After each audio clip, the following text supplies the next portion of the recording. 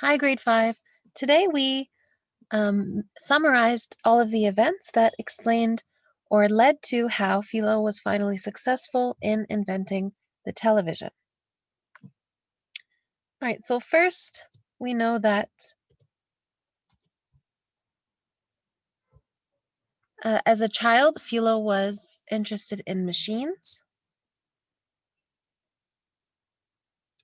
At age 11, he moved to a farm that had electricity, and he heard the word television for the first time. And think about how he was not only interested in machines at this time, he was able to repair the generator when it broke down, and he became the family electrician. He was fascinated with television, and he talked about how he wanted to create one someday. Next, he invented machines that made his chores easier around the house while he continued to investigate television. So remember, he would, for example, he made a machine that would wash the clothes, and while the clothes were washing, so he was no longer washing them himself, while the clothes were washing, he would read books and read articles about television. Then finally, and this is one of the most important events, he was struck with an idea about how to make a television while he was plowing fields. Remember, he was in the potato fields, and he noticed that the lines were parallel, and this gave him an idea of how he could make a similar model to start making his first television. And next, he couldn't do this by himself. Remember that he spoke with his teacher who gave him advice. His teacher said that the best thing he can do is go to college. However, he was only able to attend 1 year of college because his father died and he had to quit college to work and take care of his family. He worked several jobs in order to support them. So he didn't have um, so the professor advised him to go to college, but when this didn't work, he had another idea to dress up, and he met two businessmen who agreed to give him $6,000 so that he could build his first model. Remember, he even changed his name to Phil. He told them his name was Phil, not Philo, so that he would look more serious. He thought that the name Philo was not a serious name. And so he finally got the loan from the businessman and built the first model, but he did not take what into account? Remember how we talked about the electrical surge? So he did not take that into account and it exploded. But he didn't give up. He finally found new investors and they helped him make the first television in the year 1927. Okay, so this is just a summary of the main events in The Boy Who Invented TV. I would really like for you to please write them down in your notebook because this will help you in studying for your quiz. Okay, next we looked at Greek roots. This is on page 71 in your Reading Writing Workshop textbook. And most of you told me that last year you studied Greek roots, so you were familiar with them. For those of you who are not, a root is the basic part of a word that gives the word its meaning. All right, we can use what we know about roots to figure out the meaning of a word we do not know. So today we discussed that many roots come from ancient Greek, and we looked at the example democracy. Okay, the word democracy, D-E-M, means people, and kresi is a Greek root that means rule. So these are both Greek roots that make up the word democracy. So if we know these meanings, we know that dem means people and kresi means to rule.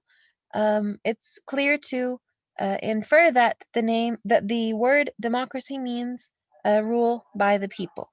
So an example of this sentence, just to clarify it for you, we could say everyone has the right to vote in a democracy. Okay, so this means that the people are the ones who rule. All right, and always, guys, you can use a dictionary to confirm the meaning. Okay, here is another example on page 71. So we know that tele means at a distance and scope means see. And this sentence here tells about someone's interest in astronomy. He was fascinated by astronomy and built a telescope when he was just 13. All right, so we can say that telescope here means a tool that helps people see things that are far away. We can infer this from the sentence once we know the meanings of the Greek roots. So next we answered page 37 in your turn practice workbook. At the top we have 4 Greek roots, their meaning and examples. All right, so we have electron, which means amber. Amber refers to something that is bright and shining. And examples in this examples that use this Greek root, we have electric and electricity. We have pathos, which means feelings. All right, in the words sympathy and empathy, we have path. Okay, that comes from the Greek root pathos. We have techne, which means art or skill. And examples of this, we have technology and technical. We have graph or gram, all right, which means to write. It can also mean to draw, okay? And the examples we have are photograph and telegram. So the directions were to read each passage below and use the Greek roots in the box above and the sentence clues to help you figure out the meaning of the word in bold.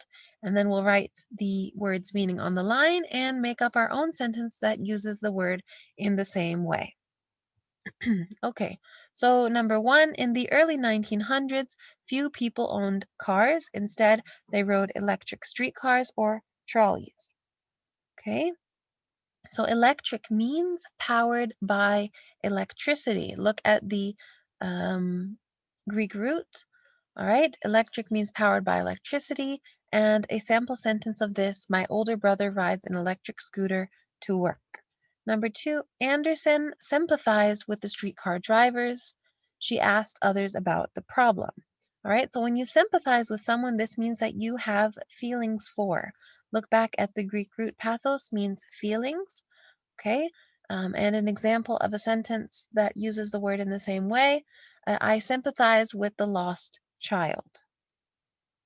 Number 3, she vowed to find a better way. Her efforts led to a new technology. All right, technology here means tool, okay? The literal meaning of the Greek root techne is art or skill. Here we're referring to a tool. So she probably created a new tool. It says she wanted to find a better way, and her effort led to a new technology. So she probably created a tool. So the meaning of technology here is tool, and the sample sentence, new technology will help us solve our energy problems. And finally, number 4, she drew a diagram of a tool for cleaning windshields. Diagram here is a drawing, all right? And look back at graph or gram. Gram means to write, but I also told you it means to draw. And here is a sample sentence. I'll draw a diagram to show how to build the bench. All right. So that's it for Greek roots. If you have any questions, please let me know. You can message me. The next thing we did is singular possessive noun. So now we're moving on to grammar.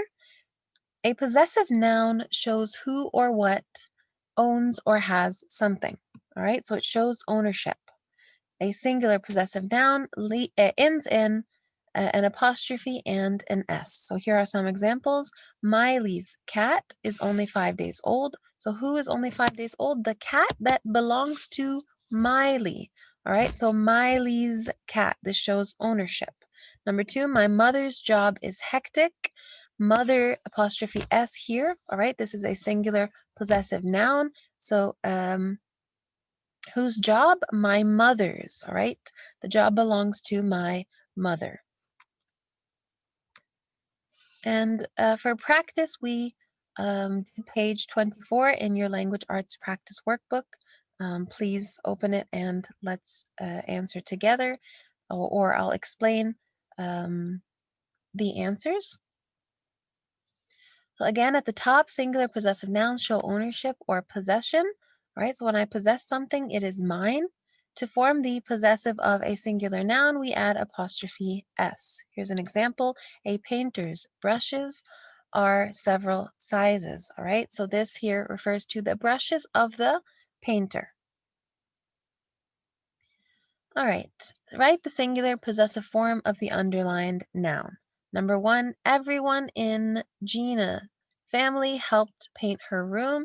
Here we add apostrophe s. It will become everyone in Gina's family helped paint her room. Number 2, her mom borrowed a neighbor's ladder. All right, we want to make this a singular possessive form, so we will add apostrophe and s. Her mom borrowed a neighbor's ladder. Number 3, they used Uncle Fred rollers and brushes. Here we add apostrophe s. They used Uncle Fred's rollers and brushes. Number 4, Gina wore her brother's old shirt. Here we must add apostrophe and s again, so it will become Gina wore her brother's old shirt. All right, so here see that it shows the ownership, okay? So the old shirt belongs to Gina's brother. Number 5, Dad noticed that the tip of their cattail was blue. Okay, we add apostrophe s to cat. Dad noticed that the tip of their cat's tail was blue. Next, we're going to write the singular possessive noun for each group of words. Okay, so we're going to turn it into a possessive noun. A poster that belongs to a sister will be sister's poster. The idea of dad, dad's idea. A photo of a friend, friend's photo. The hat that belongs to mom, mom's hat. A book that belongs to Sergio, Sergio's book. A dog that belongs to Aunt Rosemary, Aunt Rosemary's dog. The nose of the dog, dog's nose. The laugh of Gina, Gina's laugh. The chair that belongs to Grandpa Leo, Grandpa Leo's chair. A picture that belongs to Grandma Nell will be Grandma Nell's picture. All right, so we add apostrophe s to form the possessive of a singular noun, like you saw in number 6 to number 15. So that's it for our lesson today. Please check Smart Schools for a worksheet about singular possessive nouns for your homework. You have a reading quiz on Sunday. On the boy who invented TV. Be sure to review the events in your sequence chart to help you. And best of luck. I will see you all in class on Sunday. On Sunday. Bye, guys. Take care.